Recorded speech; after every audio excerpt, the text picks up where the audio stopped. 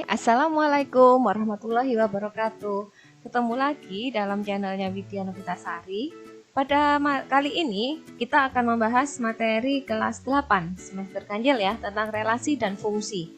Ini merupakan bagian pertama atau part 1 dari relasi dan fungsi, dan ini khusus kita akan membahas tentang relasi. Apa itu relasi dan cara menyatakan relasi. Oke? Materi ini saya bagi menjadi beberapa bagian, jadi agar tidak ketinggalan, kalian klik like, komen, dan subscribe.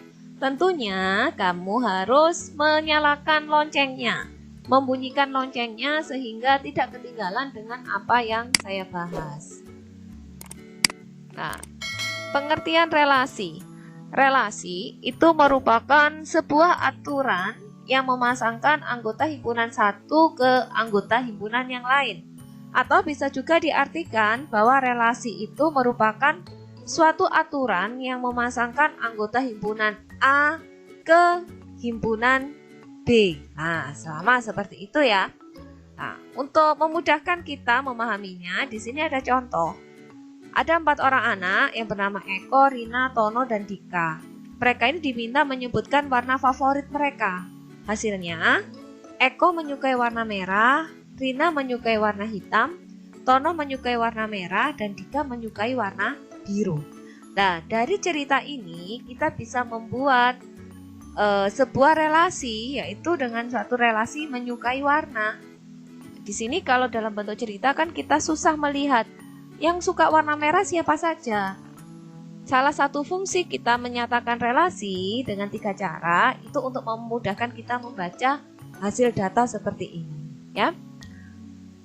Relasi itu bisa dinyatakan dengan 3 cara, yaitu dengan diagram panah, dengan pasangan berurutan, juga dengan diagram kartesius. Bagaimana menyatakan relasi dengan 3 cara ini? Ayo kita simak dari contoh yang tadi. Jadi cerita tadi bisa dibuat 2 himpunan, yaitu himpunan A dan himpunan B. Di mana himpunan A itu berisi nama anak-anaknya dan himpunan B itu berisi warna. Jadi himpunan A itu anggotanya Eko, Rina, Tono, dan Dika. Kemudian anggota himpunan B itu anggotanya merah, hitam, dan biru. Dengan relasi menyukai warna, kita bisa menyatakan relasi ini dengan diagram panah. Nah, diagram panah itu digambarkan dengan 2 kurva tertutup, yaitu di sini digambarkan dengan persegi panjang. Yang di sebelah kiri ini untuk anggota himpunan A, dan yang di sebelah kanan itu untuk anggota himpunan B. Nah, ini saya beri nama ya, yang kiri ini himpunan A, yang kanan ini himpunan B. Nah, anggota himpunan A kita tuliskan di sini Eko, Rina, Tono, dan Dika. Jangan lupa di belakangnya diberi nokta ini, titik-titik ini. Ini nanti tempat untuk memasangkan dengan himpunan B, tempat memasangkan, tempat garisnya, membentuk garis. Kemudian anggota himpunan B kita tuliskan di kurva atau persegi panjang yang di sebelah kanan, yaitu merah, hitam, dan biru. Di depannya kita beri nokta ini. Kemudian kita pasangkan sesuai cerita tadi, bahwa Eko itu suka warna merah, maka Eko dan merah ini dihubungkan dengan garis, kemudian diberi anak panah. Rina itu tadi berdasarkan cerita suka warna hitam. Jadi Rina dan hitam ini pada noktanya dihubungkan garis, kemudian diberi anak panah. Lalu Tono suka warna merah. Di Tono kita hubungkan dengan merah dan garisnya diberi anak panah. Dika itu suka warna biru. Jadi Dika dan biru kita hubungkan dan diberi anak panah. Oke.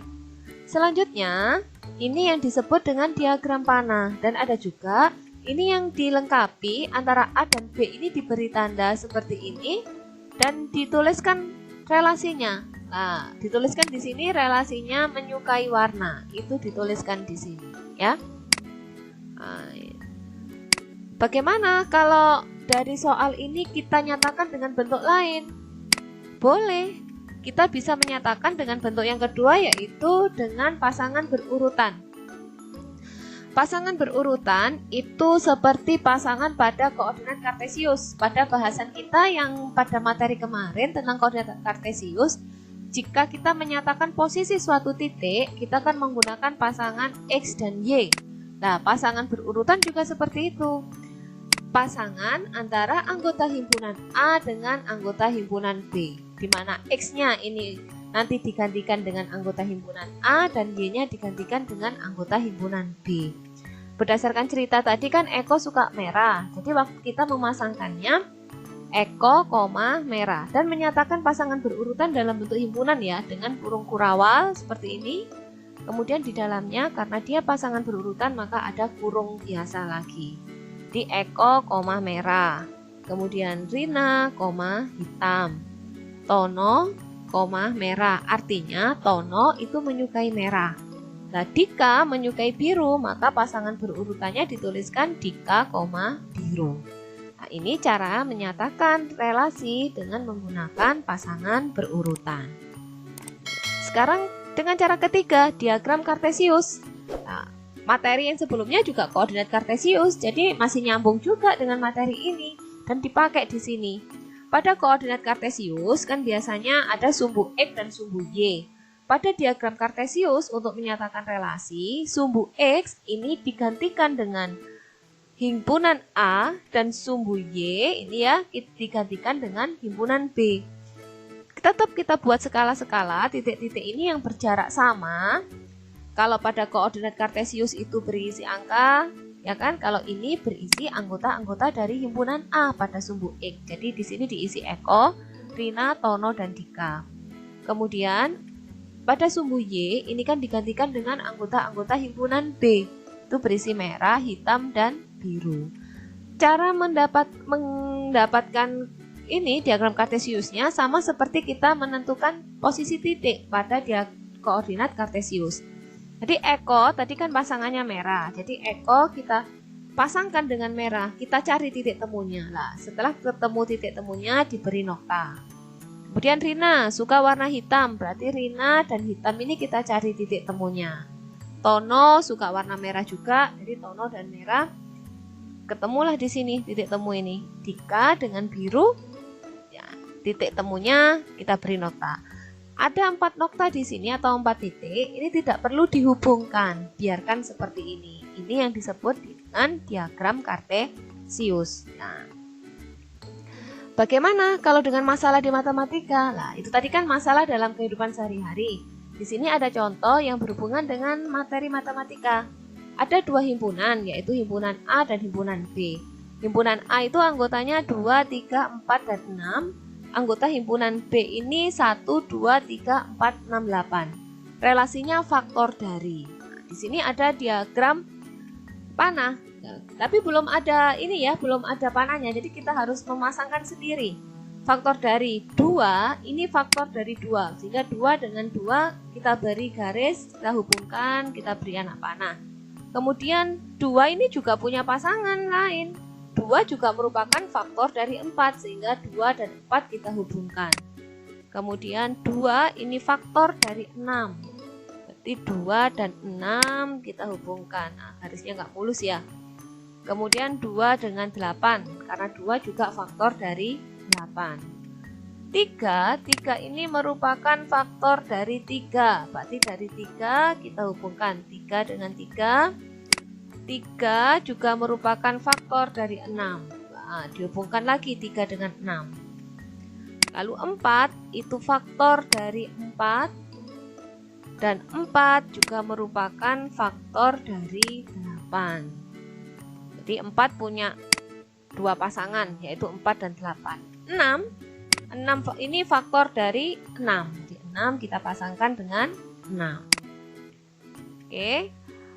Ini menyatakan dengan diagram panah. Kalau menyatakan dengan pasangan berurutan, kita tulis seperti ini, buat kurung kurawal, lalu kita pasangkan.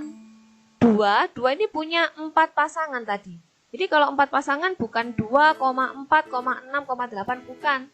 Tapi pasangan berurutannya ya setiap pasang kita tuliskan. 2,2, 2,4, 2,6, 2,8. Ini ya.